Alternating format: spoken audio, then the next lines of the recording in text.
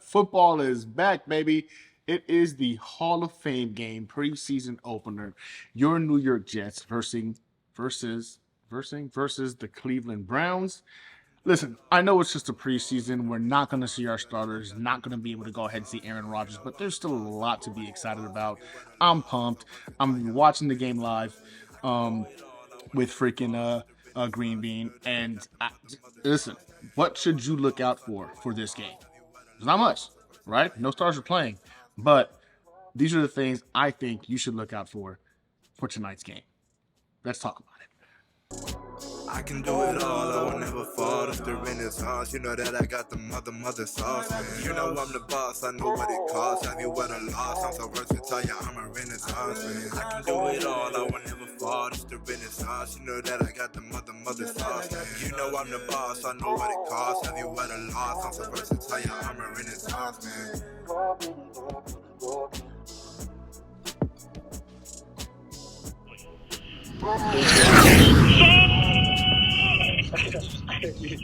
Congratulations, brother.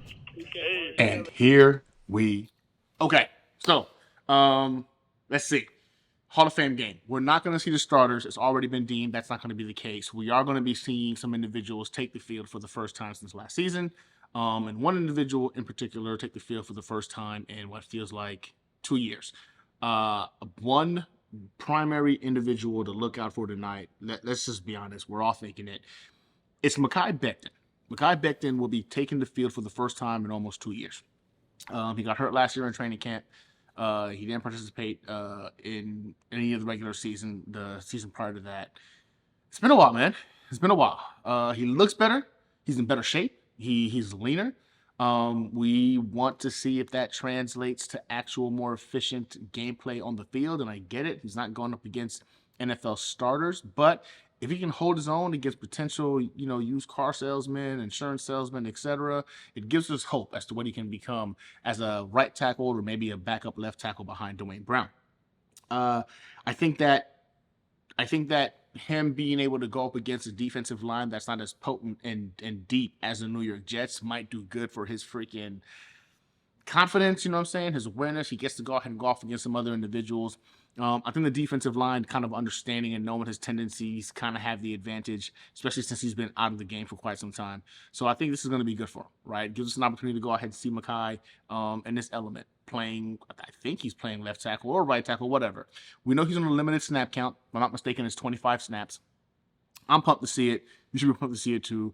Be on the lookout for Mekhi Becton. Let's see how he does because, again, this guy is supposed to be the future franchise, a future franchise tackle for the Jets, right? We didn't freaking give him the fifth-year option, but I would assume in the contract year he has a lot to prove, and if he proves it, we'd be more than happy to go ahead and sign that man back, especially with Dwayne Brown going into his year 39 season. I mean, he's for a left tackle, he's up there, right? He's up there. Okay, to talk about it, second player that I think we should be looking into is Zach Wilson. Happy birthday to Zachy Poo. Again, I may be one of the few believers that are hoping and praying that it all comes together for him.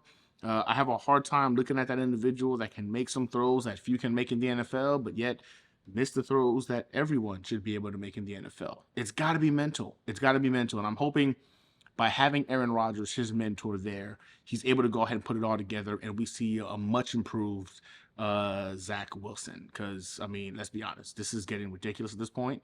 I just want to know if he's at least going to be a serviceable backup as we go into this next 2 to 3 year window. We need to know that if anything was to happen to Aaron Rodgers, we have a quarterback that can go ahead and hold it down for at least a couple of games until his return. Tonight, Zachary Capono Wilson is definitely somebody that we should go ahead and keep an eye on. Now, my third person. Listen, there's going to be a bunch of individuals, you know what I'm saying, that we want to keep an eye on tonight. I think it's very important. But in terms of the components that could be actually impactful throughout the season, these are the people that I felt were necessary for us to keep an eye on. And my third person is Tony Adams. Hey, Tony Adams has been having one hell of a camp. He's picked off Aaron Rodgers twice. He seems to be able to pick up on the defense very well. And it seems like the players like him. The players trust him. The coaching staff likes him. The coaching staff trusts him. So I'm curious to see exactly what we have in Tony Adams. He's somebody I plan on keeping an eye on tonight as well. I kind of want to have an idea of whether or not we have somebody who can go ahead and play that safety position alongside Jordan Whitehead. And again, it's one of the question marks we have on this team, right? I think there's really three major question marks: offensive line, the linebacker core, and of course the safety core. And with that said, the fourth player I think we should be keeping an eye on is Jamien Sherwood. I think that Jamien Sherwood being that linebacker that could potentially be the coverage guy for us is going to be key, right? We know what Quincy's about. We know what CJ's about. We don't really have that individual who you would say you look at can go and cover a tight end. Sherwood is supposed to be that guy. You know, some individuals believe that last year we would have never signed Quan Alexander if Sherwood was healthy. That wasn't the case. We brought in Quan Alexander. Quan officially signed with the Pittsburgh Steelers, so he's no longer an option. So Jamien Sherwood is it. It seems like the coaching staff really, really has a high opinion of this kid. We don't know. We haven't seen it. So we get an opportunity to go ahead and see it tonight. I'm pumped for it. You should be pumped for it. He's an individual, definitively, you need to keep an eye on. And my fifth and final player tonight I'm really keen on keeping an eye on is Jason Brownlee. I think Jason Brownlee is somebody we should legitimately be thinking about and looking about as potentially getting that last wide receiver slot. And I originally thought potentially Jerome Cap was going to be that guy, that he was going to be the one that we go ahead and get a chance to take a look at and see. But in all actuality, the whole concept of him potentially being that, Wayne Corbett type of a player, maybe I was just, excited about what I saw in terms of his release, his catch point, his speed. But Jason Brownlee, man, is making a case. He's making a case. There's very few negative things you've heard about the kid, right? Yes, his speed isn't quite where you want it to be, but his ability to go ahead and catch the contested shots, get to the high point and catch the ball. He's made some incredible Odell Beckham-like catches thus far in camp, and he's making a name for himself. He's making it very difficult for the New York Jets to not consider him a wide receiver 6 option. If we carry 6 wide receivers, I think we already know it's going to be Garrett Wilson, wide receiver 1, Corey Davis, wide receiver 2, you got freaking wide receiver 3, McCall Hardman 4.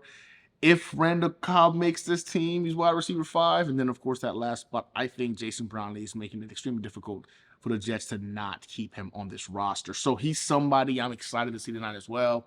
And those are my 5 players that I expect to see tonight and kind of get an idea of what we're looking at moving forward. What are my expectations for the game? I think the defensive line is so deep that, no matter what offensive line you put out there for the Browns, it's going to be a nightmare.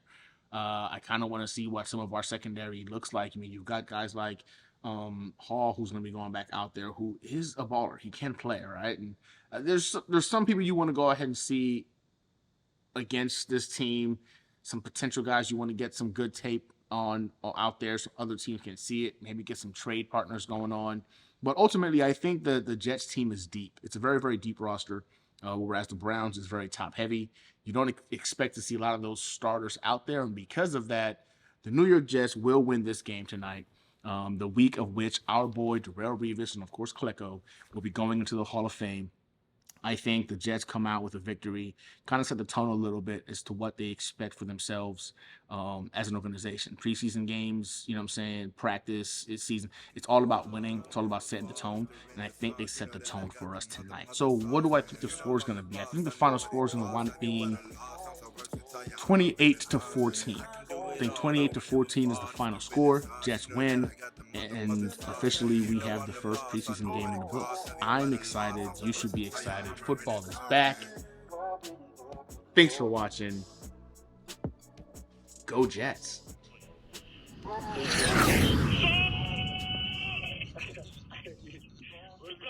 Chant, they like to say, it goes something like Jets, Jets, Jets, Jets.